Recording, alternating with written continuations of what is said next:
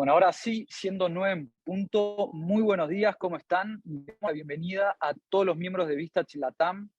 Yo soy Fernando Descote, gerente general para Vistach Colombia, y es un placer estar en este evento y poder reunirnos con todos los colegas de la región para intercambiar ideas y conocer nuevas experiencias de la mano de nuestros speakers.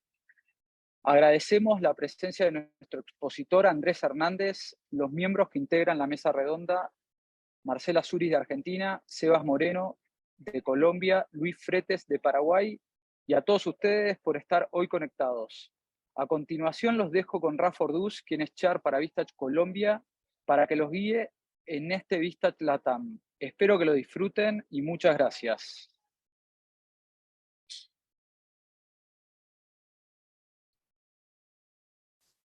Estás en mute, querido Rafael, me parece.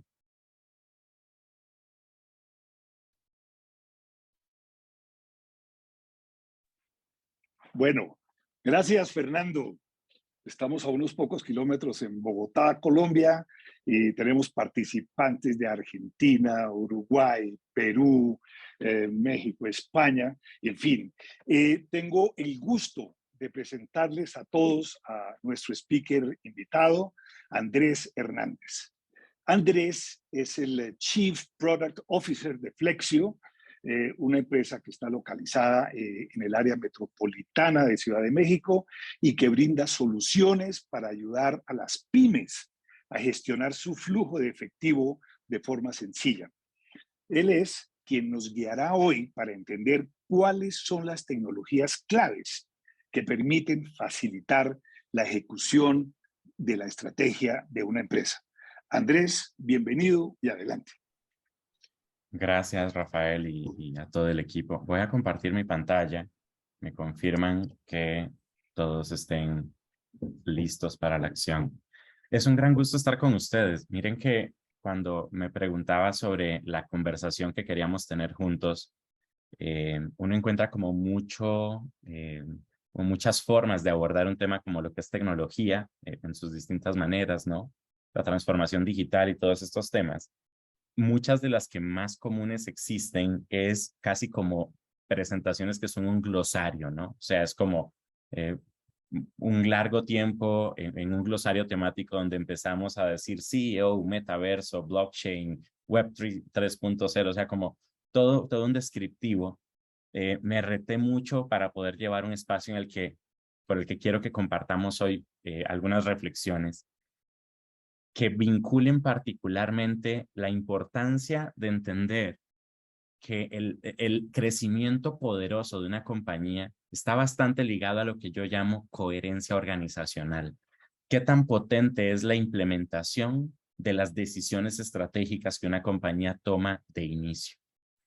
Una de las cosas más relevantes que vamos a conversar es sobre cómo llegar desde el entendimiento de la estrategia de una compañía a la ejecución a través del uso de tecnología para el despliegue de esa estrategia de manera poderosa y ganadora en el mercado. Empiezo como con una leyenda. A veces hago como estas expresiones en prosa que me gusta como ir pausadamente para poder exponer algunos principios, y es una compañía potente como la que todos queremos y queremos construir constantemente. Es la que es capaz de generar, sin duda, crecimientos sostenibles, y para eso requiere exponerse continuamente a las pruebas del mercado, eligiendo construir desde la relevancia. Las bases para construir desde la relevancia es un desafío que requiere primero una estrategia explícita que conecte al equipo completo, sus capacidades y cada acción alrededor de focos claros en cada etapa. Ese dinamismo de estar abierto continuamente al mercado para poder entender y poder repensar esta construcción de relevancia para el propio mercado requiere muchos instrumentos que nos pongan en la lupa, que nos pongan con los oídos y los ojos abiertos más allá de la humanidad, como para poder pensar nuestro negocio y responder desde nuestro negocio a lo que el mercado realmente requiere y aprecia para el crecimiento. Hablemos de estrategia y tecnología. Y me presento brevemente. Mi nombre es Andrés Hernández. Estuve sentado en las clases de ingeniería electrónica e ingeniería en software Pero lo que creo que más me desespera es tratar de entender, y me encanta el poder que tienen las empresas, las pymes en América Latina, desde su capacidad de crear valor, desde su capacidad de crear empleo y desde su capacidad de que hayan multitudinarias personas desesperadas por entender mejor ciertos problemas y emerger con soluciones valiosas para servir a esos problemas de manera atractiva y poderosa. Me encanta. Por ahí participo en algunas firmas de consultoría, trabajé en Microsoft, Google, McKinsey, y particularmente lo que me desespera es cómo podemos compartir principios comunes desde las pymes que realmente nos ayuden a accionar en bloque desde los aprendizajes que obtenemos de los patrones de mercado, segmentos, para construir soluciones poderosas cada vez más, que además de que sean sostenibles, sean audaces y crezcan de manera potente. Nuestro camino hoy tendrá 4 fases. Hablaré un poco de estrategia como el principio de las elecciones que definen el corazón de una compañía. Hablaré un poco del cambio, que al fin y al cabo, la evolución de un tipo de compañía parte de lo que la hizo nacer y cómo el contexto empresarial de repente desafía algunos espacios de su manera de competir, de actuar ante el mercado para poder cambiar, ¿no? ¿Cuál es el cambio al que nos expondremos, desde el cual la tecnología puede ser posiblemente nuestro mejor compañero? ¿Cuáles son los impulsores? Cuando una compañía se ve impulsada desde este espacio de pasar de una búsqueda pasiva a una búsqueda activa de soluciones tecnológicas que le ayuden a mejorar desde la parte productiva, eficiencia o su crecimiento, ¿qué la impulsa y cómo leer esos impulsores para poder identificar cuáles de repente tecnologías se adaptan mejor o son más específicas para el contexto de una compañía para mover a la acción ese impulso? Y de repente cerraré de manera muy breve indicando algunos de los que llamamos habilitadores. Ok, una compañía está impulsada al cambio, a la ejecución y a la implementación o la adopción de tecnologías para mejorar su desempeño productivo y desafiar su crecimiento. ¿Cómo se habilita una compañía? ¿Qué elementos deberíamos de tomar en cuenta para hacer lo que llamaremos un kickoff, este primer paso, salto, donde una compañía se permea de esta dinámica que es cultural y naturalmente de procesos a la organización? En el paso 1 hablaremos de estrategia. Y me gusta pensar la estrategia como la búsqueda desesperada de relevancia. Y cuando hablo de búsqueda desesperada de relevancia, es que al fin y al cabo una compañía, tal vez los que venimos de management consulting y de estrategia, venimos, podemos decir, llevando una reflexión progresiva y que ha sido progresista, o sea, ha progresado en el tiempo sobre la manera en la que pensábamos la estrategia como la manera de defender una ventaja única en el mercado que teníamos, y eso nos permitía en algunas ocasiones sobrevivir hasta 10, 15, inclusive si estamos mucho antes, hasta 50 años, pensando en que nuestro modelo de negocio iba a ser sostenible, estático y poderoso. Y naturalmente, lo que los mercados, primeramente, antes que los cambios sociales, los mercados y su heterogeneidad, cómo los intereses de los segmentos empiezan a dispersarse, a multiplicarse, a diferenciarse entre nichos, empieza a ser mucho más difícil poder entender la estrategia como un acto lineal estático, el cual nos va a acompañar por 10, 15 o 20 años, sino más bien la estrategia como el entendimiento de qué me hace hoy relevante y en dónde soy relevante. Y primero parto de decir que es súper difícil construir relevancia sin enfoque.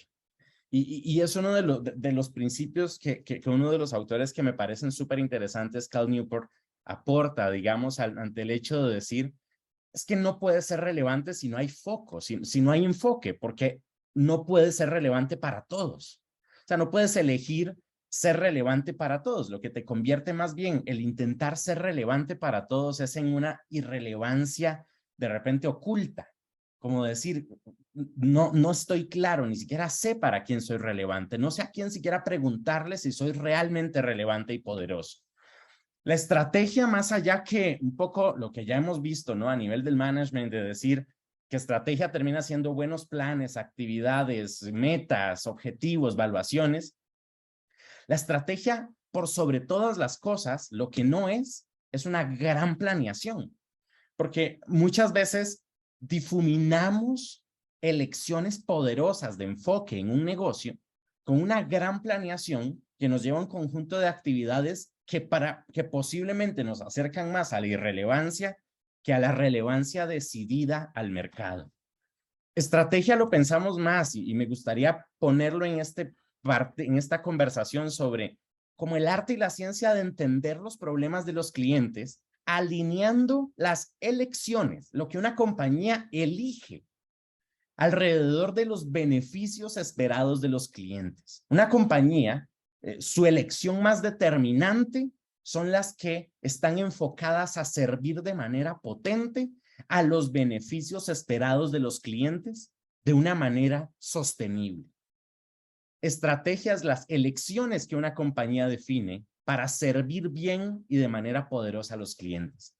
Y como una conversación en primer plano, su estrategia en particular, cuando hablamos de estrategia, y ya vamos a ir a la parte de implementación, su estrategia primeramente, les deseo a todos, además de una feliz Navidad, les deseo que su estrategia deje claro qué no hacen ustedes y a quién no sirven ustedes.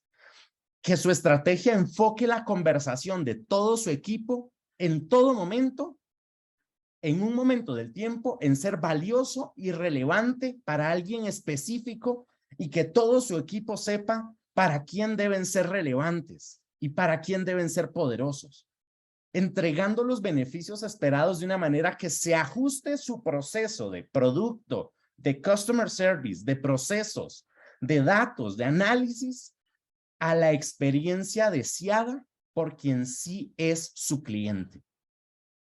Les deseo a todos que su estrategia sea coherente y poderosa, que deje claro qué hacen y qué no, y que lo que hacen puedan ejecutarlo de la manera en la que el mercado desea recibirlo. Y es ahí donde parte un poco este tema de, al fin y al cabo, la estrategia terminan siendo esas elecciones que enfocan sus acciones. ¿A qué segmento sirvo? ¿Cuáles circunstancias? ¿Cuándo y dónde pasa que el mercado al que sirvo despierta el problema? ¿Cuándo le pasa que dice, este es el momento en el que necesito una mejor solución? Y después la pregunta es, ¿qué capacidades necesito para entregar valor a ese segmento en esa circunstancia? ¿Cómo llego a él? ¿Cómo expreso mi propuesta? ¿Cómo entrego mi producto? ¿Cómo construyo mi pricing? ¿Cómo hago delivery de mi producto? ¿Y cómo pueden empezar a usarlo rápidamente? ¿Y dónde de esas capacidades debo de construir, ahora sí, relevancia, ventajas en las que soy realmente bueno y superior? Y acá es donde, si vemos este diagrama que construí alguna vez mientras iba hacia una ciudad, me decía, es que a veces es difícil ver la compañía desde arriba, ¿no? Entender que sin duda hay un contexto empresarial, de industria, líneas de negocio, todo este tema un poco de análisis. Después hay estrategia, y la estrategia es las claras elecciones del enfoque de en dónde juego y en el cómo gano, yendo un poco al purismo estratégico. Pero después hay un tremendo desafío, y es estas elecciones estratégicas, ¿cómo se implementan? ¿Cómo se implementan desde mi proceso de producto, de distribución, de experiencia y usabilidad, de modelo de negocio, pricing, profit fórmula, o de medición del desempeño de mis equipos? ¿Cómo se implementa mi estrategia? Puede ser la estrategia más poéticamente poderosa, pero incompetentemente ejecutable si no estamos alineados desde cómo ejecuto, cuáles son las capacidades y cuáles son los frentes de implementación de mi estrategia. Y hoy queremos responder más que a todo el acto de cómo se diseña un sistema de actividades que implementa una estrategia. Hoy quiero enfocar la conversación hacia responder a algunos elementos, ¿no? Y es cómo cuando una compañía está alineada desde su estrategia, tiene claros focos, empiezan a pasar algunas cosas. Es bueno, primero, ¿qué causa que las empresas inviertan en tecnología? ¿Por qué pasa? y podrá parecer paradójico, pero en muchas ocasiones hemos identificado que los motivos por los que empiezan a invertir en tecnología las compañías no necesariamente están alineados a una coherencia estratégica y de su implementación, sino algunos factores un poco fortuitos y sorpresivos que veremos en este camino. Y sí quisiera poner algunos elementos que es por dónde debo empezar cuando se desarrolla un plan de inversión tecnológica. Y la pregunta expone un punto fundamental y es, no necesariamente todas empiezan por el mismo punto, porque naturalmente el objeto, el objetivo, el corazón o el propósito de tecnología para una compañía puede ser un propósito completamente distinto para otra y alineado a su estrategia de acuerdo a la necesidad de relevancia y de su segmento. Y terminaremos conversando un poco de, bueno, cómo habilitar a una organización a este cambio, ¿no? Como a esta implementación. ¿Cuáles son los elementos que habilitan a una organización para que pueda empezar a dar estos pasos de implementación y de ejecución desde la tecnología? Una de las cosas que quiero hablar sobre este punto ahora del salto a estas preguntas es, bueno, ¿qué cambió? ¿Cuáles de repente? Hay varios, ¿no? O sea, podríamos hablar del contexto VUCA, podríamos hablar del COVID, podríamos hablar de puntos de cambio macroeconómico. Yo deseo hablar de un punto que tiene más que ver con el foco desde el cual parte el ADN de una compañía y de cómo se ha gestado el modelo operativo de las compañías desde un punto del tiempo y cómo en un punto sí encontramos un cambio hacia una manera de hacer negocios distintas. ¿Cómo pasa la magia hoy en las organizaciones? Y me refiero a la magia de cómo se conecta el modelo operativo de una compañía.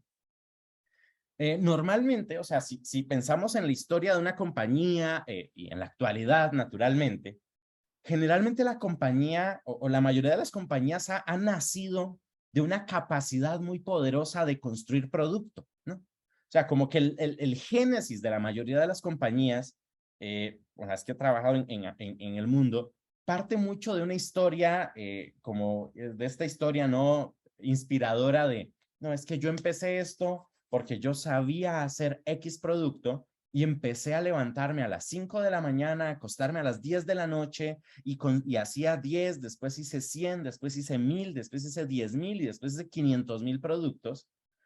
Después me fui a la calle a vender a través de canales, vender, y después llegué al cliente a través de esos canales de manera efectiva.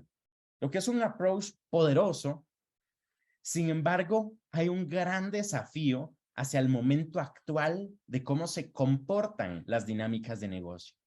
Y es que esa manera de ver los negocios, de una otra manera, lo que hace es cargar la innovación de la compañía al producto. O sea, el éxito de una compañía que está cargada de innovación desde el producto, lo que hace es que toda la compañía al fin y al cabo está expectante de lo que producto diga, lo que le llegue a los canales y que los canales, a través de entrenamiento, acompañamiento, incentivos, estén lo suficientemente motivados para seguir llegando al customer. Pero hay un punto un poco perdido acá que quiero hacer como un pequeño check. Y es un interesante approach, pero en un momento como el que vivimos y como el que empezamos a vivir a partir probablemente del año 1998, 2000, 2005, la manera en la que los clientes, el mercado se organizaba era un poco distinto. Ya no era tan fácil como construyo productos, lo distribuyo a canales y los canales llegan a él, porque los clientes empezaban a ser un poco erráticos, podríamos decir. Habían cambios en sus deseos, en sus patrones, en su aproximación de lo que ven valioso y lo que no. Y este approach de productos, canales, mercado, hacía que hubieran espacios muy perdidos de interacción, de aprendizaje, de reflexión, de validación del valor hacia el mercado y alejaba al área productiva, al área empresarial del entendimiento y de los múltiples entendimientos del cliente. Y es donde emergen como distintos tipos de modelos o operativos de negocio, donde empieza a ser un desafío, porque el comportamiento que podríamos llamar errático de los clientes, de la búsqueda por experiencias, de la diversidad de canales, ya no tan fácil de controlar, de la diversidad de puntos de interacción e incentivo de los clientes, generaban que la interacción ya no fuera lineal, sino probablemente un poco sistémica, en distintas direcciones en un mismo momento. Un cliente se veía impactado por un incentivo, por otro, por un deseo, su deseo cambiaba, se adaptaba, era personalizado, cambiaba.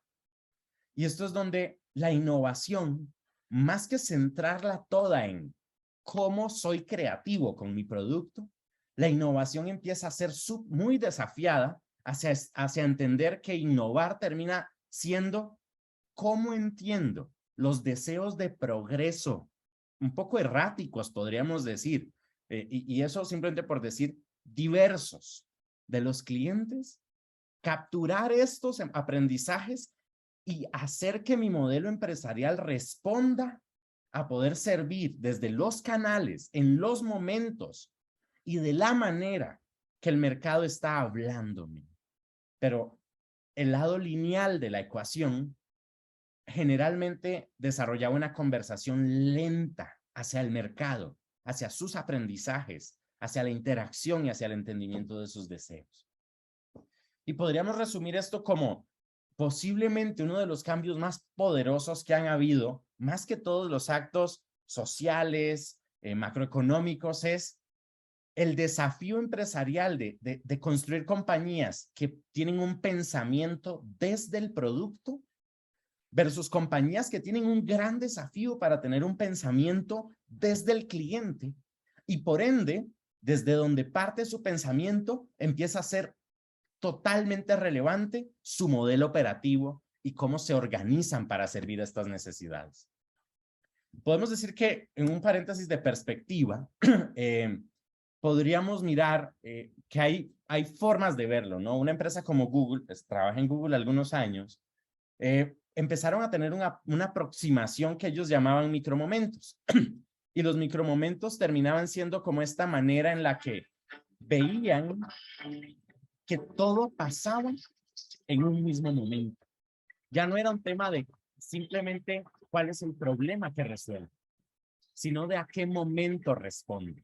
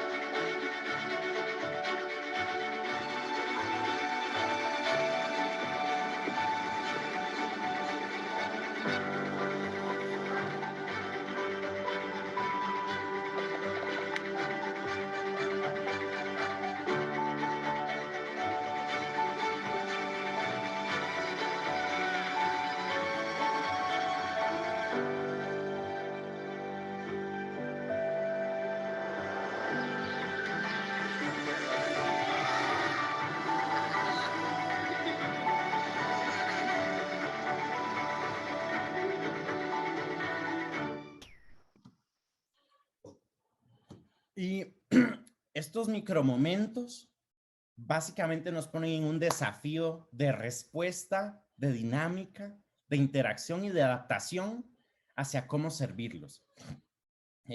Participé hace algunos años en un análisis que desde el Foro Económico Mundial hicimos para tratar como de screening, entrevistar y conversar con 10,000 SMBs y mid-size companies del mundo. Y ante la pregunta por qué invertían en tecnología, el 88% nos lanzó algunos argumentos muy interesantes y súper reveladores. ante la profunda pregunta, bueno, ¿y por qué invertir en tecnología? ¿Por qué has invertido? ¿Por qué tú inviertes en tecnología? Encontramos respuestas como, ¿y por qué no hacerlo si es lo que está pasando, es lo que debo de hacer, ¿no? Es que está de moda.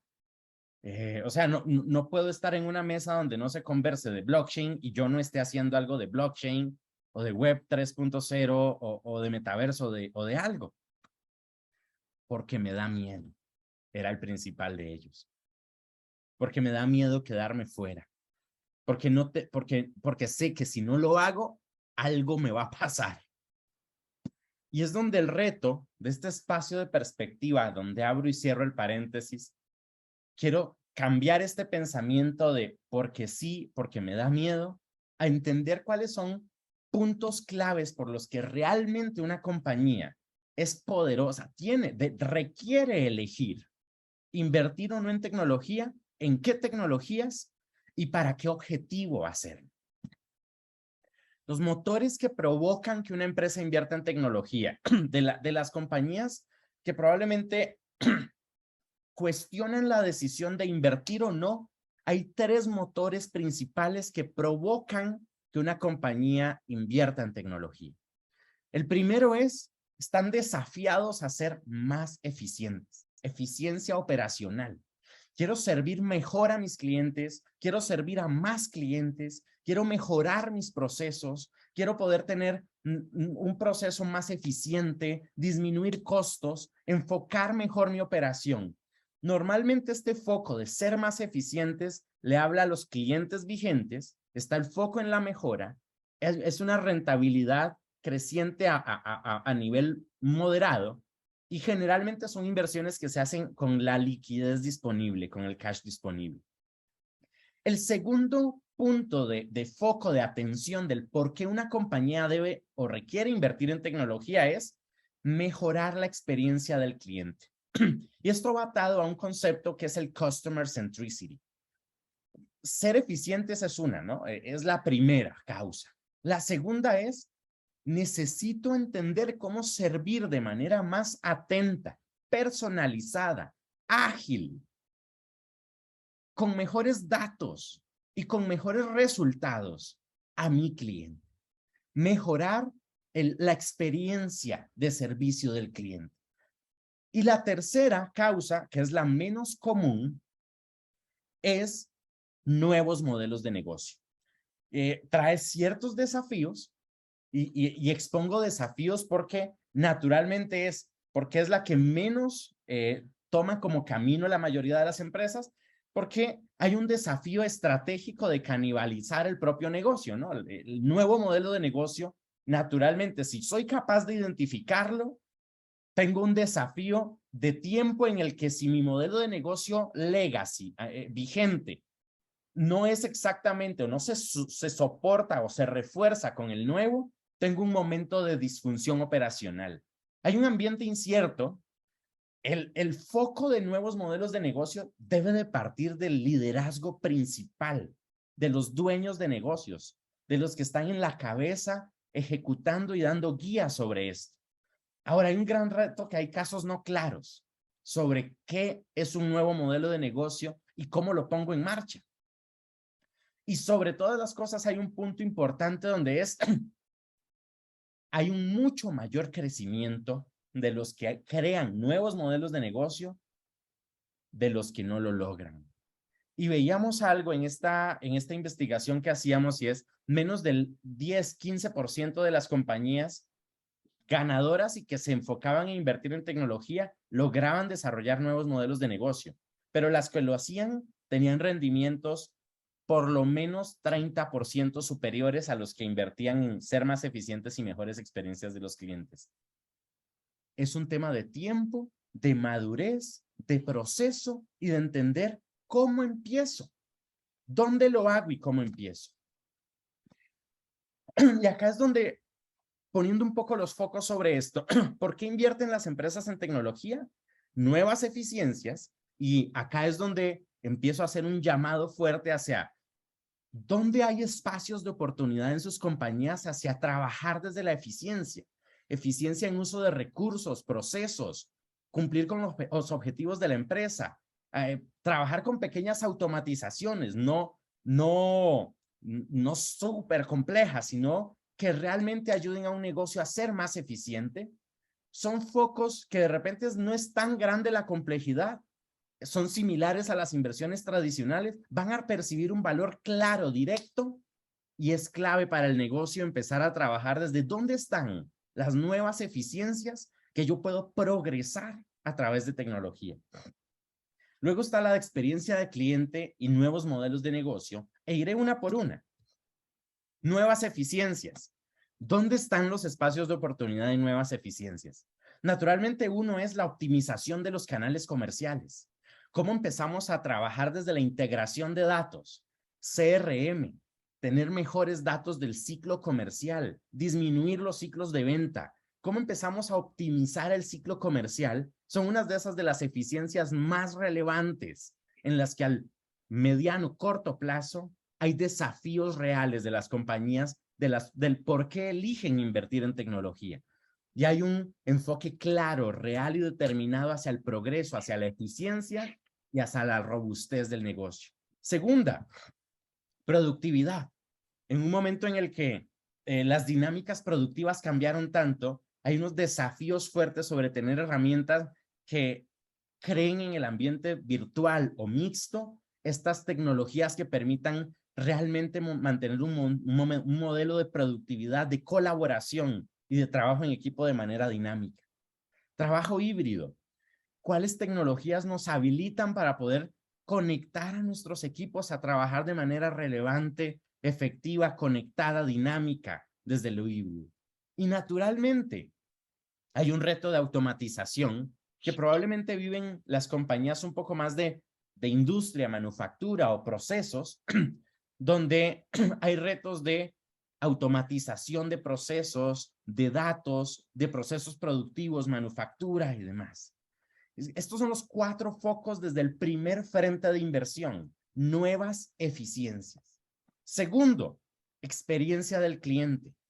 Uno de los grandes desafíos es cómo somos capaces de servir de manera adecuada a las necesidades personalizadas, heterogéneas, emergentes de los clientes, sin perderme y sin perder calidad de servicio al mercado. Herramientas de llegada al mercado, trabajando desde elementos de contenido, como nuestra narrativa, nuestra manera de dominar, de construir una narrativa alrededor de nuestra marca, requiere unas dinámicas que tienen que ver mucho con content marketing y cómo aprendo de esto. Analytics, cómo obtengo datos. Social media, cómo me comunico y cómo interactúo en el menor tiempo posible con el mercado. Y datos, cómo tengo datos para servir mejor a mi cliente.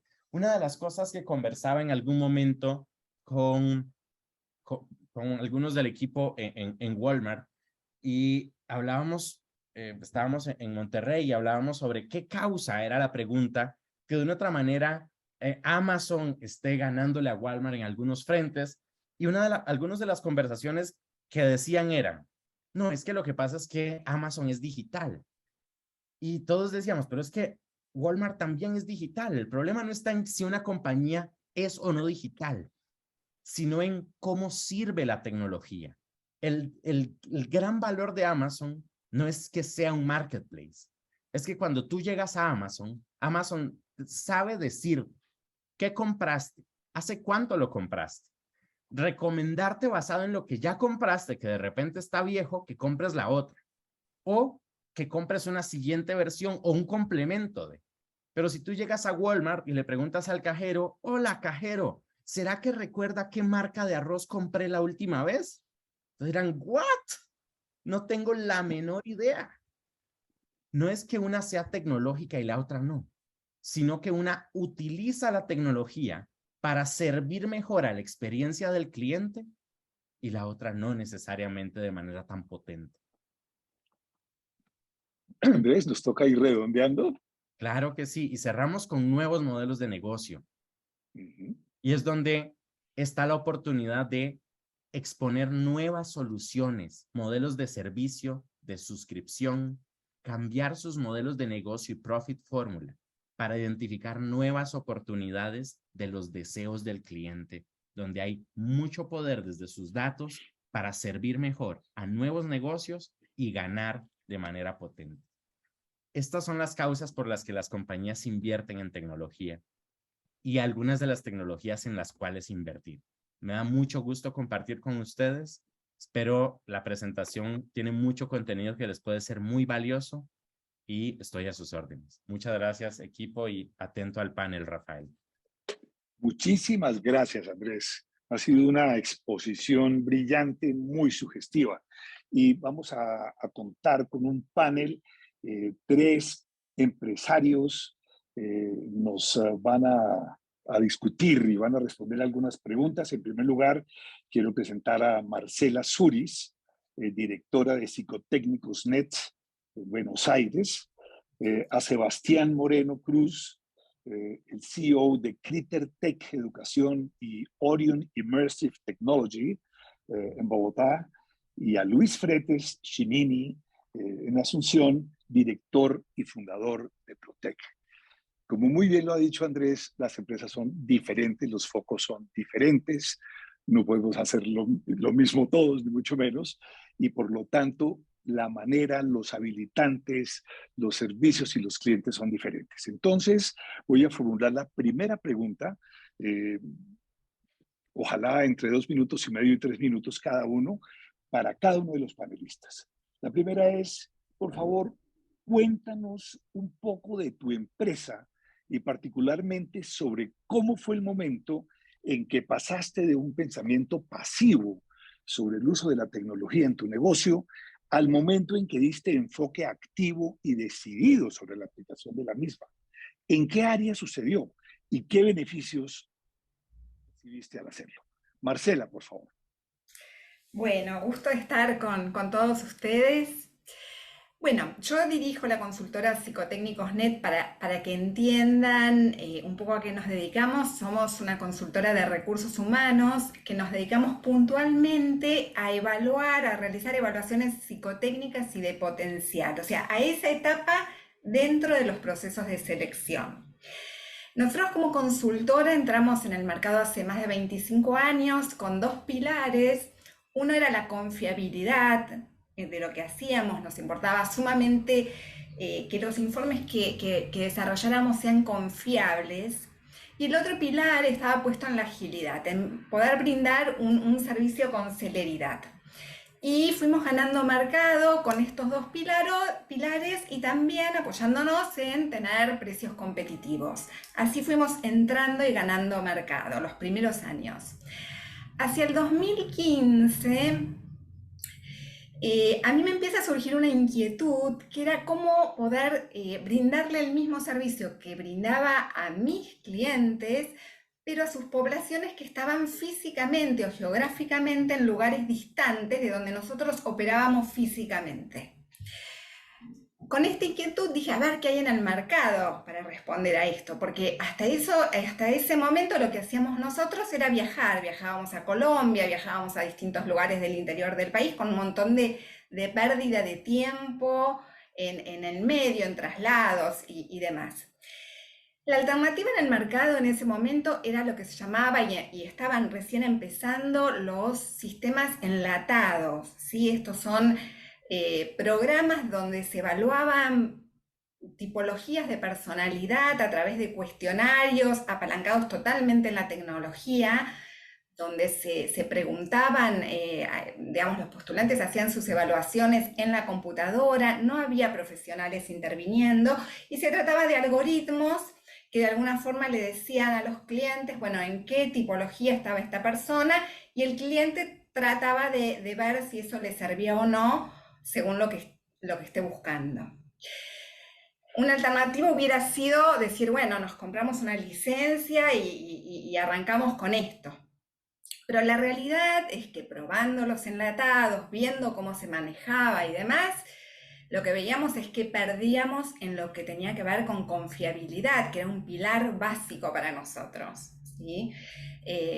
Para nosotros los enlatados los que daba era como lo que la persona quería mostrar de sí mismo, en los procesos de selección o de promoción, las personas, como todos, tratamos de mostrar lo mejor de nosotros mismos, con lo cual nos parecía que era una herramienta poco confiable. Entonces dijimos, bueno, ¿qué hacemos? Y entonces ahí empezó a surgir en nosotros, desarrollemos algo, armemos algo. Y ahí fue el momento que yo diría que respecto de la pregunta, Rafael, fue el momento de pasar a pensar, a tener esta posición por ahí más pasiva, de ver qué había en el mercado y demás, a decir, a ver, desarrollemos algo. Y esto vino de la mano de la tecnología. Enseguida la tecnología vino a decirnos la cosa, el camino es por acá. Y el primer momento fue de mucho intercambio con especialistas en sistema. Era muy complejo porque imagínense gente de recursos humanos hablando de habilidades blandas, diciendo cómo los podemos evaluar a través de tecnología, gente a distancia, gente que esté en otros lugares, que hable otros idiomas. Fue mucho intercambio, pero empezamos a encontrarle la vuelta. Eso fue como todo un proceso de un tiempo de plantear alternativas, de ver idas y vueltas, hasta que logramos hacer un desarrollo. Ese desarrollo fue una plataforma para hacer evaluaciones psicotécnicas y de potencial online, virtual, a distancia, que nos permite evaluar postulantes más allá de dónde se encuentren geográficamente y de qué idioma hablen. En realidad la plataforma está en español y en inglés,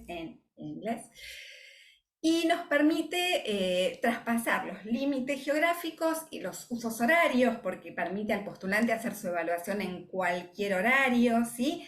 Lo único que tiene que tener el postulante es una computadora y una buena conexión de internet, ¿sí? Y yo creo que nos permitía darle una vuelta superadora a los enlatados, porque sí había profesionales trabajando. Había profesionales trabajando en la primera etapa, al momento de que llegaba el requerimiento del cliente y nos decían, bueno, queremos evaluar este perfil o a esta persona para ver si se adecua a determinado puesto, y nos permitía que el profesional idee digamos, con qué técnicas iba a evaluar a esa persona. A diferencia de los enlatados, no iba a ser la misma técnica para todos. Iba a ser, a ver, en la plataforma disponemos de aproximadamente 25 técnicas. ¿Cuáles selecciono para evaluar a un directivo? ¿Con cuáles podría yo evaluar a un operario? ¿Con cuáles evaluaría a alguien de sistemas? ¿Con cuáles evaluaría a un abogado? ¿Con cuáles a un enfermero? ¿Sí? La técnica, la plataforma, perdón, al ser flexible, nos permitía esto a suerte de poder seleccionar lo que los psicólogos llamamos la batería o el conjunto de técnicas adecuadas para evaluar ese perfil. Marcela, nos toca terminar pronto. Okay. Bueno, quiero decir que había, en esa primera etapa participan profesionales. La etapa intermedia sería la etapa en la cual el postulante puede completar su evaluación en la computadora sin necesidad de un encuentro sincrónico con un profesional. Y la última etapa vuelven a participar profesionales elaborando un informe a medida, dando respuesta a quien nos solicitó la evaluación respecto de la adecuación de esa persona al puesto, y también con la posibilidad de dar recomendaciones de su coaching de carrera, ¿sí? Con lo cual es un informe elaborado a medida por un profesional. Creo que con esto... Muchas gracias, Marcela. Ya volveremos. Sebastián, por favor, danos una opinión, una respuesta a esa pregunta que formulé. Por favor, trata de ser lo más breve posible. Súper, claro que sí, Rafa, de una. Les cuento muy rápidamente. Yo tengo dos compañías, una que usa la tecnología de forma estratégica para su proceso y otra que su propuesta de valor es con base tecnológica. Entonces voy a hablar muy rápidamente de ambas. ¿Por qué? Porque la primera, la que era una empresa de servicios que usaba la tecnología, funcionaba muy bien, todo perfecto hasta la pandemia. Nosotros antes de la pandemia ya habíamos tenido esa actitud pasiva de, oiga, de pronto sí deberíamos estar moviéndonos y crear un modelo alrededor de la tecnología que nos permita escalar, pero el día a día y la cantidad de operación y la cantidad de trabajo que requería tener digamos, el modelo legacy, como decía ahorita Andrés, no nos permitía pensar de una forma diferente, no nos permitía movernos. ¿Qué pasó? La pandemia nos obligó. El 14 de marzo, todo mi modelo de negocio, absolutamente todo, 100 personas trabajando, quedó en ceros. ¿Por qué? Porque no habíamos tomado la decisión antes de hacer de una forma más proactiva. Entonces, la primera es Critartec Educación. Critartec Educación nació siendo un laboratorio de innovación educativa para cambiar las dinámicas de aula y enseñando desde la tecnología a crear proyectos de vida a maestros y estudiantes muy enfocados desde la capacidad de soñar. Funcionaba muy bien, pero tenía todo mi equipo en colegios públicos en Colombia, y claramente, pues, hay pandemia, no hay colegios, no hay modelo de negocio, piense rápido y transfórmese. Ahí fue que me obligaron a pensar en la tecnología como una estrategia para desarrollar ese modelo. Por el otro lado, está Orion Immersive Technology, que nació siendo una empresa tecnológica. Orion es una desarrolladora de productos de realidad virtual para el entrenamiento de seguridad y salud en el trabajo, muy enfocado en salvar vidas desde el entrenamiento comportamental con realidad virtual. Ahí pues no tengo mucho más que decir. Nacimos siendo estratégicos activos desde el uso de la tecnología, pero ahí lo que agrego es, tú puedes tener las tres fases que decía Andrés en una misma compañía, no tienes que irte por una por otra. Si bien nosotros nacimos con un producto tecnológico, el uso de la tecnología para mejorar los procesos, la eficiencia, traer data para hacerlo mejor y generar nuevos modelos de negocio, como pasó con Critartec, era clave. Entonces, así muy rápidamente creo, Rafa, que puedo contar como los dos puntos de vista. Súper, Sebastián, muchísimas gracias. Bueno, Luis, tu empresa está en otro ámbito de la tecnología. Cuéntanos tu experiencia alrededor de esta pregunta. Sí, buenos días a todos. Nosotros estamos en el rubro de seguridad electrónica. En Paraguay tenemos el negocio de respuesta de patrulla ante la activación de un sistema de alarma o ante también instalamos toda la parte de controles de acceso, de cámaras de seguridad. Y lo que hicimos en tecnología y nos hizo pasar de una empresa evolutiva a una empresa casi disruptiva, fue pensar en hacer un aplicativo que, además de cubrir los negocios, las residencias, también puedan cubrirle a la persona 24 horas, a nuestros clientes 24 horas. Y mediante el aplicativo en los smartphones, ellos están cubiertos 24 horas. Acá en Asunción, en Paraguay, el porcentaje de robos en la vía pública es mucho más alto que como toda la región, ¿verdad? De los robos en las mismas residencias y en los mismos comercios. Entonces, ese aplicativo que hicimos, que nos tomó 2 años perfeccionar, es un aplicativo que está cubierto 24/7. Esa persona puede, no solamente en situaciones de emergencia de robo, sino también en situaciones a la noche necesita cambiar una rueda, necesita un remolque. En ese momento, nuestras patrullas, porque tenemos logísticamente nuestras patrullas, llegan entre 7 y 10 minutos a cualquier lugar de Asunción. Entonces tenemos una respuesta rápida para dar auxilio, no tanto en la parte de robos, sino que en la vía pública, sino que, como le decía, alguna emergencia, alguna situación médica que se necesite en la vía pública. Y eso nos hizo hacer una disrupción en el sentido de tener mucho más clientes, integrar mucho más clientes a nuestra empresa y darle el servicio en todos lados. Gracias. Muchas gracias, Luis. tenemos todos el compromiso de culminar en 1 hora en punto, horas distintas según estemos en México, en Bogotá, en Buenos Aires o Asunción. Entonces voy a hacer una pregunta que me parece clave, pensando en lo que Andrés dijo acerca de cómo extraer patrones que puedan ser aplicables. La pregunta para cada uno de ustedes es la siguiente. ¿Cuáles serían sus recomendaciones que darían ustedes a una empresa que está aún en un momento de exploración pasiva sobre el hecho de implementar tecnología en los negocios? Vamos a cambiar un poquito el orden. Sebastián, por favor. Muévanse ya, de una. O sea, yo comenzaría diciendo eso. No podemos aguantar un segundo más, sino cambiar el set mental de usar la tecnología de una forma mucho más estratégica. Sé que es difícil porque lo viví con Critertech, que por demorarnos estuve a nada de verla desaparecer. Entonces sí es una invitación de cómo podemos no solamente iniciar, sino cómo desde la cultura de nuestros colaboradores podemos lograr que se viva la tecnología de una forma certera. Básicamente, ¿qué es lo que pasa?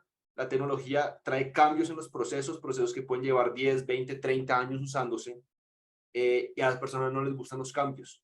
Entonces, ¿cómo logro desde la cultura incentivar, entender que los cambios, si bien son difíciles, es lo mejor que uno puede hacer ya? Y tercer consejo, pues primero es muévanse ya. Segundo, muy enfocados en la cultura con los colaboradores. Y tercero, entender, pensar a futuro. Digamos, Fer me decía, lo peor que uno puede hacer en un momento de crisis es pensar a corto plazo. La cabeza toma otro tipo de decisiones. Entonces, pensar desde el futuro, ¿qué es lo que va a pasar? O sea, no hablemos de la tecnología para mañana, sino hablemos de la tecnología para 5 o 10 años, y desde ahí comenzar a tomar las decisiones un poco más coherentes y no tan afanadas. Muy bien, Sebastián, muchas gracias. Luis, ¿cuáles serían tus recomendaciones desde tu óptica?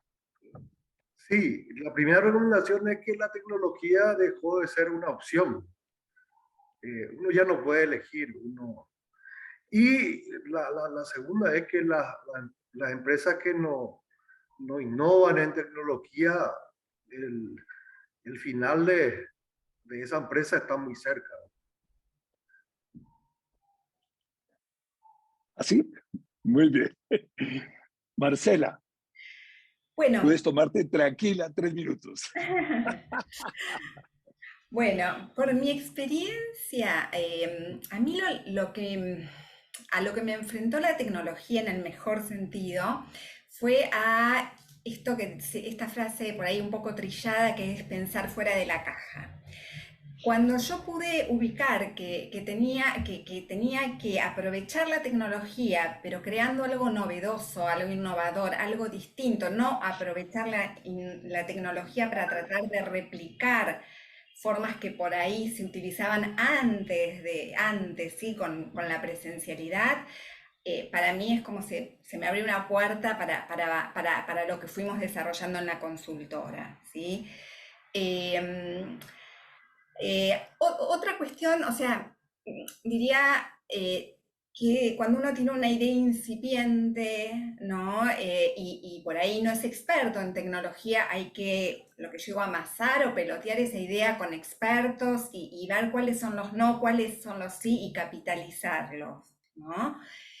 Y yo creo que hay algo ahí del trabajo interdisciplinario que es muy rico y que suma todo y que vuelve a las cosas, esto de que puedan pasar de la idea a que sean cuestiones tangibles, concretas. Y diría que hay que como apalancarse también en todo lo interdisciplinario. A nosotros, por ejemplo, nos ayudó mucho el tema de comunicación, porque decíamos, bueno, estamos nosotros hablando con los de tecnología, cómo hacer para que nuestro servicio sirva, pero faltaba cómo hacíamos que el otro lo entienda aparte. Entonces fue como un trabajo interdisciplinario de especialistas en tecnología, especialistas en recursos humanos y especialistas en comunicación. Con lo cual, esa posibilidad de trabajar interdisciplinariamente, de pensar interdisciplinariamente, me parece crítica. Y después la perseverancia, ¿no? Cuando uno tiene una idea como persistir hasta encontrarle la vuelta, ¿no? Cuando uno cree que algo ahí hay que es valioso, decir, bueno, ¿cómo le encuentro la vuelta a esto para que pueda ser algo concreto? Muchas gracias a los tres panelistas, a Marcela, a Sebastián, a Luis, de nuevo nuestros agradecimientos a Andrés. Florencia, 9:56, tienes la palabra. Impecable, Rafael, muchísimas gracias a todos, bueno, en especial a Andrés, realmente nos llevamos como muchas cosas para pensar y para poder hacer. Muchísimas gracias a nuestra mesa, a Marcela, a Sebastián, a Luis, a la audiencia de toda la región que asistió a este evento. Ahora cuando culminamos el evento va a aparecer un pop-up con una breve encuesta, les pedimos que puedan contestarla, se toman un minutito, esto nos permite a nosotros poder seguir agregándole valor a nuestros eventos. Bueno, muchísimas gracias a todos y nos reencontraremos en otro evento junto a toda la comunidad Vistage. Buen día. Muchas Muchas gracias. gracias. Qué gusto.